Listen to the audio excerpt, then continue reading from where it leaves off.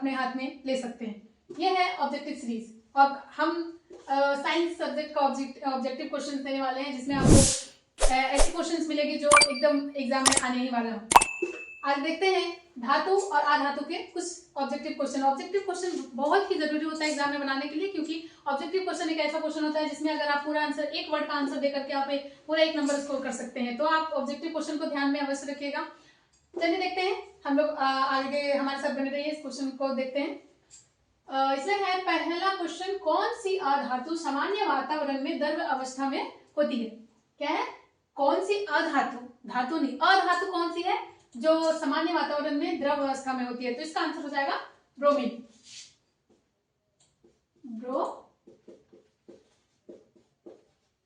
Bromine.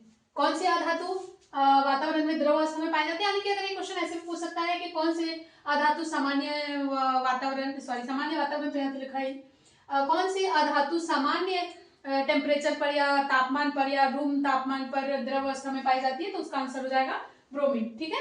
और उसके बाद इसी से रिलेटेड दूसरा क्वेश्चन पूछता है, जिसका है कौन सी धातु जो है रूम टेम्परेचर पे, यानी कि जो कमरे के तापमान पर और या तो सामान्य वातावरण में द्रव अवस्था में पाई जाती है? तो धातु में कौन सा हो जाता है, ये आप लोगों को पता ही होगा, तो नॉर्मल सी बात है, कोई भी जानता होगा। इसका आंसर हो जाएगा पारा। पारा देखे होंगे आप लोग, जो थर्मामीटर देखे होंगे। थर्मामीटर क्या होता है? थर्मामीटर होता है बुखार मापने की एक डिवाइस होता है। तो उसमें जो पुराना, अभी तो डिजिटल थर्मामीटर आ चुका है, जो पुराना थर्मामीटर होता था उसमें एक वहां पे लिक्विड टाइप का दिखता था, वो अप डाउन करता था, वो होता है पारा। ठीक है। तो वो जो होता है वो रूम टेम्परेचर पे लिक्विड फॉर्म में होता है, यानी कि द्रव्य फॉर्म में होता है। यहाँ पे देख लीजिएगा, कंफ्यूज मत करिएगा, द्रव्य। ठीक है। ये क्वेश्चन को, ये सेम क्वेश्चन था इसलिए मैंने नहीं लिखा। अगला क्वेश्चन है, कौन सी धातु खुले वातावरण में रखने पर जलने लगती? कौन सी धातु होती है जो हम अगर यूं ही ऐसे ही छोड़ दें तो वो आग पकड़ लेता है, यानी कि वो ऑक्सीजन के साथ आकर के बहुत जल्दी अभिक्रिया कर लेता है, वो जलने लगता है? तो कौन सा हो जाएगा? पहला तो हो गया सोडियम, यानी कि Na, और दूसरा क्या होता है? पोटेशियम,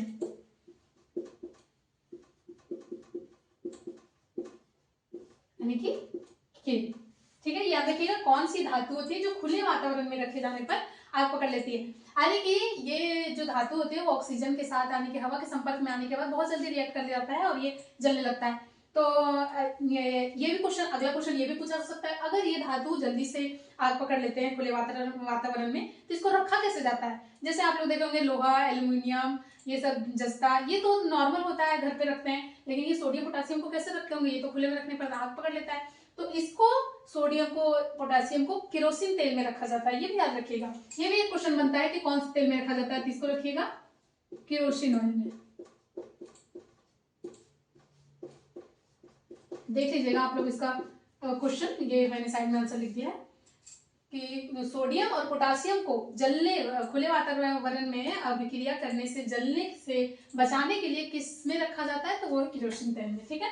अगला क्वेश्चन है, सामान्यतः धातुएं अम्ल से क्रिया करके हाइड्रोजन गैस उत्सर्जित करती है। ये तो सबको पता है, अम्ल जो होता है, अम्ल में तो हाइड्रोजन पाया जाता है। तो वो जो है, वो धातु जो है वो अम्ल से अभिक्रिया करता है, वो हाइड्रोजन को अलग कर देता है, जिससे हाइड्रोजन गैस निकलता है। लेकिन वह कौन सा अम्ल है जिसके साथ धातु क्रिया करके हाइड्रोजन गैस नहीं निकलती? यहाँ पे हाइड्रोजन शॉर्ट इसका ये लिख दिया है मैंने सिंबल, देखिएगा।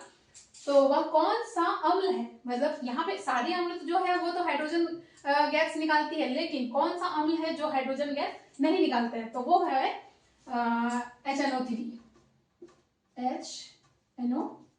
यानी कि नाइट्रिक एसिड।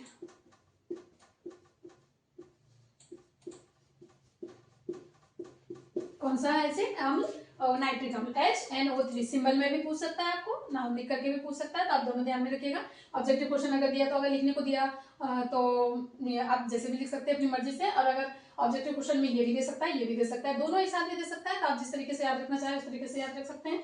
अगला क्वेश्चन है, लोहे एवं इस्पात को जंग से बचाने के लिए उस पर किसकी परत चढ़ाई जाती है? आप लोग देखे होंगे कि लोहा कहीं भी रखा होता है, कोई भी घर में अगर ग्रिल बना होता है, गेट बना होता है लोहे का, और भी बहुत सारी चीजें होती है, तो लोहा खुले में रखने के बाद वो बहुत जल्दी जंग कर लेता है। तो कुछ ऐसी चीजें हैं जिसको जंग से बचाने के लिए पेंट कर देते हैं या फिर तेल लगा देते हैं। मान लीजिए कि आपके घर में गेट लगा होगा तो उस पर देखे होंगे पेंट चढ़ाया जाता है। ये भी एक अलग क्वेश्चन पूछ सकता है कि लोहे को जंग से बचाने के लिए क्या क्या किया जा सकता है, तो उस पर दूसरी धातु का परत भी चढ़ाया जाता है, फिर उसके बाद उसको पेंट भी किया जाता है, उस पर ग्रीस वगैरह जो लगाया जाता है या फिर ऐसा। तो जो होता है यहाँ पे पूछ रहा है कि लोहे एवं इस्पात को जंग से बचाने के लिए उस पर किसकी परत चढ़ाई जाती है, यानी कौन सी धातु का हम परत चढ़ाएंगे कि लोहा में जंग नहीं लगेगा। तो इसका आंसर हो जाता है जस्ता। ठीक है, इसका आंसर हो जाता है जस्ता। और लोहे को जंग से बचाने के लिए कौन सा धातु होता है, तो वो हो गया जस्ता। लेकिन ये भी क्वेश्चन पूछा जा सकता है उसके अलावे और क्या कर सकते हैं, तो पेंट चढ़ाना, फिर उसमें ग्रीस लगाना, ये सब भी होता है। ये भी आपको याद रखने से आपको बहुत बेनिफिट मिलेगा, ये भी क्वेश्चन पूछ सकते हैं। अगला क्वेश्चन है लोहे और इस्पात के संदर्भ में कुछ बातें की गई है, उसको सही या गलत बताना है। ठीक है, हम देखते हैं सही है या गलत है, आप भी हमारे साथ देखिए। तो लोहा, शुद्ध लोहा अत्यंत नर्म होता है। क्या लगता है आपको, शुद्ध लोहा नर्म होता है या हार्ड होता है? जनरली लोहा तो हम लोगों ने देखा है कि वो हार्ड ही होता है, लोहे से अगर मार पड़ जाए तो फिर तो भाई क्या होना है। तो क्या लोहा नर्म होता है या हार्ड होता है? आप एक बार सोचो, आपने कभी कच्चा लोहा देखा है? लेकिन कच्चा लोहा जो होता है वो शुद्ध लोहा, ये तो हम जो यूज करते हैं वो एक तरह का मिक्सचर है।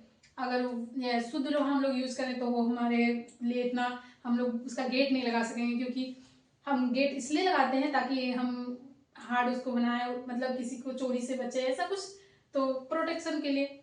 और अगर शुद्ध लोहा को लगा दें तो ये नर्म हो, ये सही है, ये देख लीजिएगा। तो शुद्ध लोहा जो होता है वो अत्यंत नर्म होता है, अगर नर्म हुआ तो कोई भी आगे तोड़ के चला जाएगा, आपके घर में चोरी हो जाएगी। तो इससे बचाने के लिए शुद्ध लोहे का गेट ना लगाएं, मिश्र जो होता है, मिश्रित होता है, उसका लगाएं। अगला है स्टेनलेस इस्पात प्राप्त करने के लिए लोहे में निकल और क्रोमिक मिलाया जाता है। क्या ये सही है या गलत, ये हमें बात करनी है। तो स्टेनलेस क्या होता है, देखे होंगे स्टेनलेस स्टील का बर्तन होता है, इसमें हम खाना बनाते हैं, तो उसमें जो होता है वो निकल और क्रोमिक का, लोहे में निकल और क्रोमिक मिलाकर के जो होता है वो स्टेनलेस इस्पात बनाया जाता है। ठीक है, ये सही है। इसमें ये क्वेश्चन बन सकता है कि कौन सा धातु मिला करके, लोहे में कौन सा धातु मिलाया जाता है, या फिर स्टेनलेस इस्पात बनाने के लिए लोहे में कौन कौन सी धातु मिलाई जाती है, ऐसा क्वेश्चन पूछ सकता है। या फिर लोहे में निकल और क्रोमिक मिला करके हम कौन सा धातु प्राप्त करते हैं, ये भी क्वेश्चन पूछ सकता है। तो उसका आंसर हो जाएगा स्टेनलेस इस्पात। या फिर कुछ भी अगर पूछे इस प्रकार से कि स्टेनलेस इस्पात कठोर होता है और उसमें जंग नहीं लगता है। क्या स्टेनलेस जो बर्तन होता है, आप लोग देखे होंगे आपके घर में ऐसा स्टेनलेस कढ़ाई आता है, फिर वो पतीला आता है, उस टाइप का आता है, तो वो क्या कठोर होता है या फिर नॉर्मल होता है? तो वो तो कठोर होता है, अगर नॉर्मल हुआ तो ऐसे ही रह जाएगा। खाना बनाने के लिए उनको कठोर बर्तन का जरूरत होता है, वरना अगर आग पे रखेंगे नॉर्मल होगा तो पिघल जाएगा। ठीक है, तो इसका स्टेनलेस इस्पात कठोर होता है और उसमें जंग नहीं लगता, ये बिल्कुल सही बात है। देखिएगा घर में अगर कढ़ाई, लोहे की कढ़ाई हो जिसमें मम्मी लोग होती हैं वो पूड़ी छानती है या फिर कोई पकवान छानती है, वो कढ़ाई अगर यूं ही रख दिया जाए, उसको मतलब बिना यूज का बस पानी से धो के और उसको रख दीजिए, तो कुछ दिनों के बाद देखिएगा उसके ऊपर ना जंग लग जाता है। लेकिन जो स्टील की कढ़ाई होता है, नॉर्मली स्टील की कढ़ाई लोग बोलते हैं, लेकिन वो स्टेनलेस स्टील होता है, तो स्टील की कढ़ाई होता है, उसको आप कितने दिन तक रखिए, आपके घर में जंग नहीं लगता है। ज्यादातर बर्तन होता है, हमारे घर में स्टील का बर्तन यूज होता है, तो स्टील का बर्तन जो होता है वो जो अच्छा स्टील होता है, मतलब जिसका इस्पात अच्छा होता है, वो उसको अगर हम यूज करते हैं, उसको अगर हम बहुत दिनों तक घर में भी रखते हैं तो उसमें जंग नहीं लगता है। लेकिन जो जिसका मिक्सर खराब होता है, मतलब जो अच्छे धातु नहीं यूज किए जाते हैं उसमें, तो वो बर्तन अगर आप रखते हो तो वो उसमें जंग लग सकता है। तो ये हमारे कुछ क्वेश्चन थे जो बहुत ही इंपॉर्टेंट है हमारे आने वाले बोर्ड्स के लिए, तो आप इसको देखिएगा, साथ ही हमारे साथ बने रहिए और आपको इससे भी अच्छे अच्छे क्वेश्चंस मिलेंगे, ऑब्जेक्टिव क्वेश्चन। धन्यवाद।